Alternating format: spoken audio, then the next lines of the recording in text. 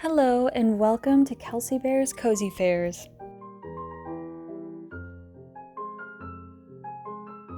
Recently, my husband and I decided to host some friends for a dinner party. And since I love all things homemaking, I was so excited for the opportunity to put the house together and make something really special for my husband and friends. So in this video, I'll be taking you along with me as I get ready for the party, everything I'm gonna cook, some of the table arrangements. It's gonna be a lot of fun, so let's get cooking.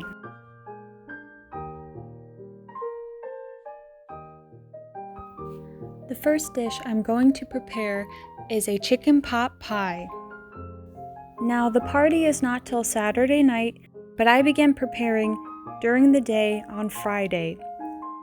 I started preparing on Friday because I wanted to make sure that I wasn't in a rush when preparing the food, and to also save a little bit of time and give myself some rest so that I could be refreshed when my guests arrive. When it comes to pot pie, I always like to start by making the filling. After chopping the carrots and the celery, I added some green peas and some diced chicken into one big pot and brought the water to a boil. I let the pot of chicken and vegetables boil for about 15 minutes, and while it was boiling, I decided to get started with the gravy. To make the gravy, I sautéed onions in butter for several minutes, and once the onion became translucent, I then added in a bit of gluten-free flour and seasonings. Everything I'm making this weekend is going to be gluten-free since I have an allergy, and you'd really be surprised at how easy it is to substitute gluten-free flour for everyday recipes.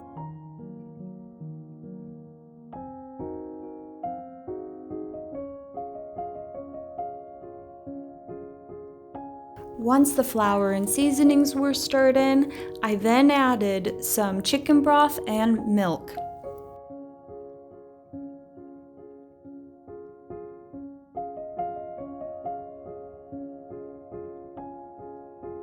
I let the mixture simmer for several minutes until it thickened into a nice gravy.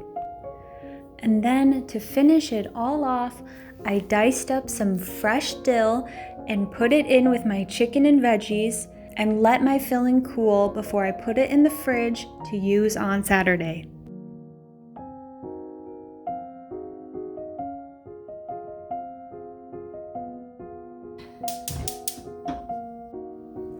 Next up on the menu was homemade Rice Krispie treats. I found a protein-rich Rice Krispie recipe here on YouTube, and I decided to add protein powder to this treat since my friends are really into lifting, and I thought what a nice way to add a little bit of protein to a sweet treat. Hey! What's up?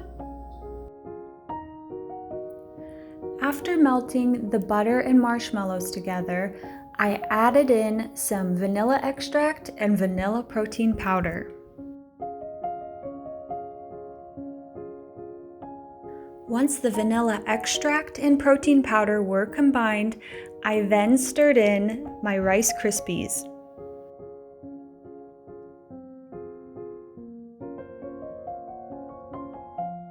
I transferred the Rice Krispies over to a baking dish lined with parchment paper to allow the mixture to set and cool. No, Mabel. Yeah, I know what you're about to do. Giving me so much sass. Once the Rice Krispies were finished, I vacuumed the house and tended to some laundry, and then made my way back into the kitchen to make some chocolate chip cookies. These chocolate chip cookies are so popular with friends and family, and you can't even tell that they're gluten-free. And I'm not just saying that. My mother and I are the only ones who can't process gluten. Everyone else in my friend group and my family can eat wheat flour and they can't tell the difference. In fact, I even use this recipe to make a cookie cake every year for mine and my brother's birthday. It really is that good. The recipe is from Gluten-Free Baking Classics, which is a recipe book by Annalise Roberts, And if you or someone you love is gluten-free and still wants to have some nice home-baked treats, I cannot recommend this book enough. I've tried several recipes and they've all been great.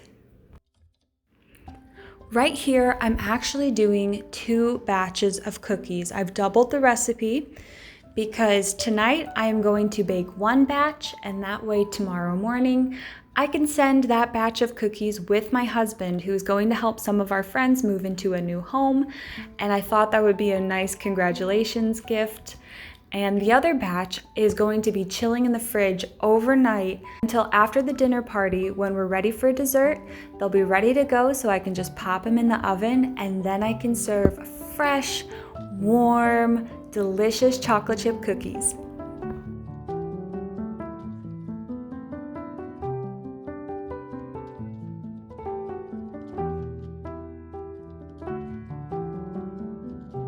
After letting the cookies bake for 15 minutes at 375 degrees Fahrenheit, I took them out of the oven and I sprinkled a little bit of sea salt over them. If you want to enhance the flavor of your cookies, just sprinkle a bit of salt over them.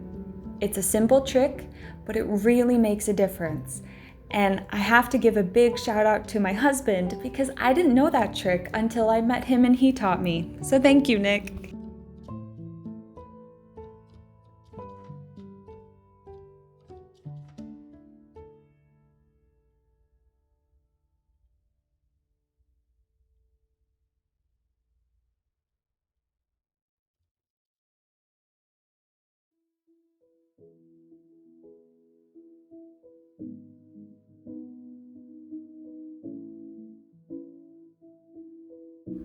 At this point, it had gotten dark outside and I was completely exhausted. So I decided to call it a night and get ready for bed and then get back in the kitchen first thing on Saturday morning.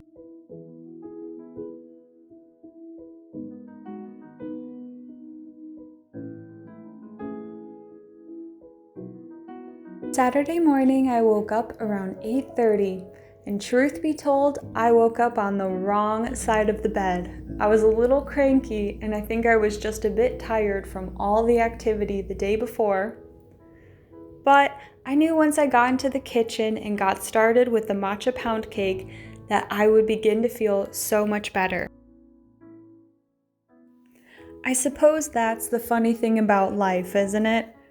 Sometimes you wake up and you're supposed to be in a good mood. In fact, I was so excited to see my friends, but there was still that stubborn part of me that wanted to be grumpy and mopey. But when we get up and attend to the things that need to be attended to, we always feel so much better.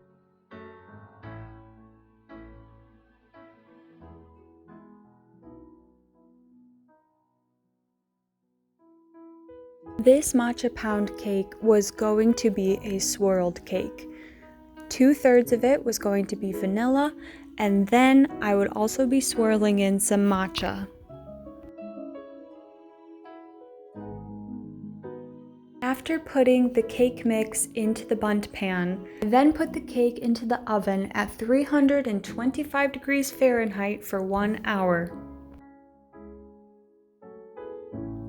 This was my very first time trying out this recipe, which I know is a little risky to try out a new recipe when you have guests coming over and haven't had the chance to test it and troubleshoot it yourself. But I really wanted to try some matcha, and truth be told, I try to avoid sugar as much as I can when I'm at home and not having guests over. I try to save the sugary foods for special occasions. It's a little embarrassing to admit it, but I'm actually a total sugar addict. And you know what? Once I was finally able to get the cake out of the bundt pan, it turned out pretty well. I really love the earthiness of matcha. If you are a green tea lover like myself, this is a cake you've definitely got to try baking. Once the cake had cooled enough, it was time for me to make a matcha glaze. I ended up not being super crazy about this matcha glaze recipe. In fact, I want to try this cake again with a few changes, but it was pretty good for a first try, and I really enjoyed it and even went back to enjoy slices of cake the following day.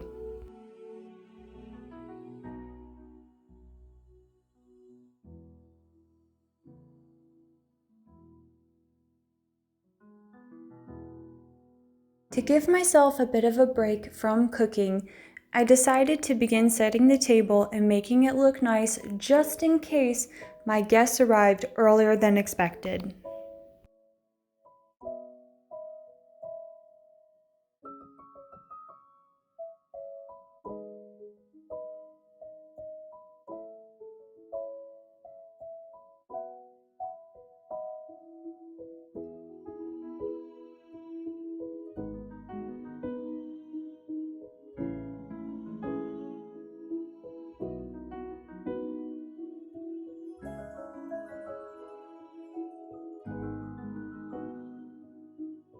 Last but certainly not least is the gluten-free pie crust.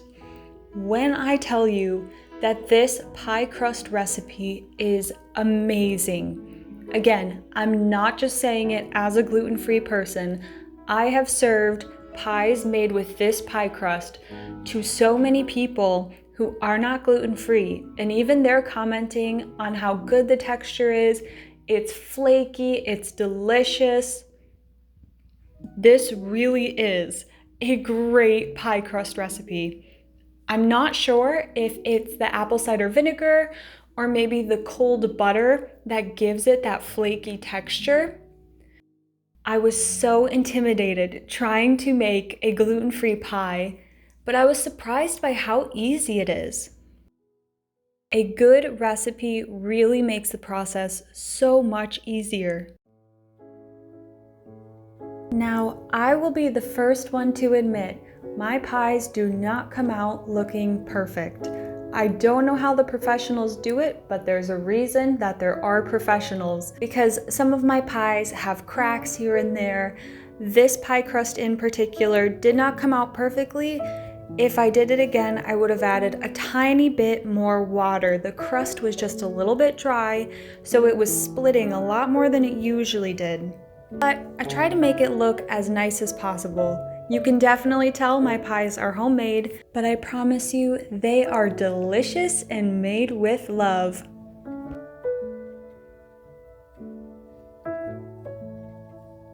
And I absolutely love getting these little pie crust cutouts to decorate it with. Oftentimes I do hearts, but this time I thought my friends might enjoy some little star decorations. A lot of people don't get to see a lot of the effort that goes into hosting, and I'm by no means perfect at it. I'm actually reading several books on hosting just because I think it's so fun.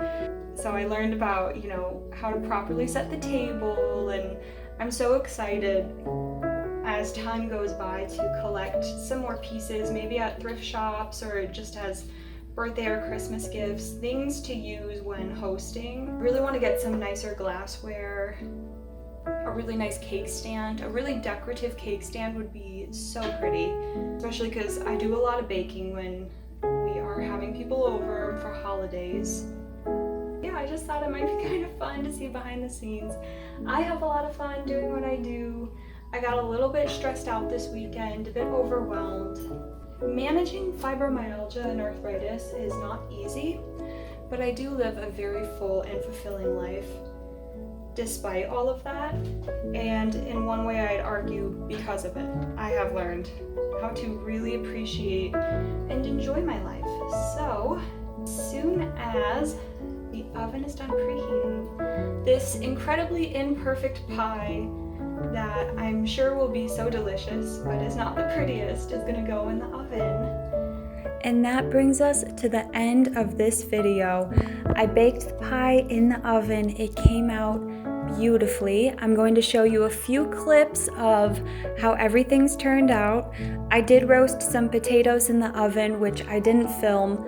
They were very simple, but very delicious. But I do want to thank you so much for watching. If you enjoyed this video, please like, comment, subscribe, and I will see you all in the next one.